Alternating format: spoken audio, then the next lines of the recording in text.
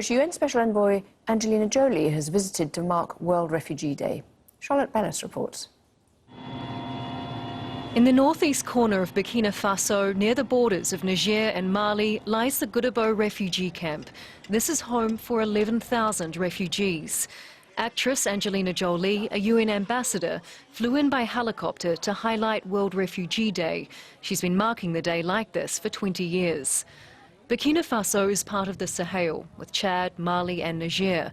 The region is in crisis, with growing violence displacing more than 2 million people, a milestone passed for the first time this year.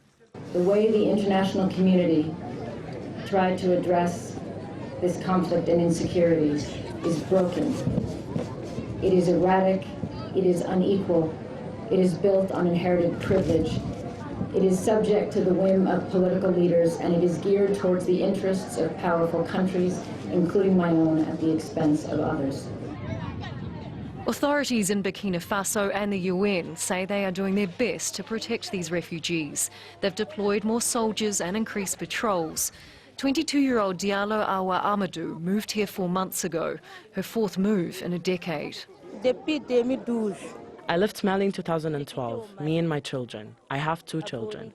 I came here without family and without a husband. I am a woman, I am afraid of the war. The war has followed them. Fighters linked to Al-Qaeda and ISIL operating on the edge of the Sahara have expanded their reach into the Sahel.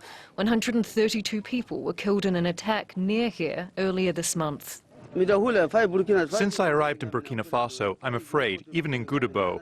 We don't sleep at night, it's really hard. Burkina as well as Mali are unstable. The number of people displaced in the Sahel is 4 times what it was 2 years ago.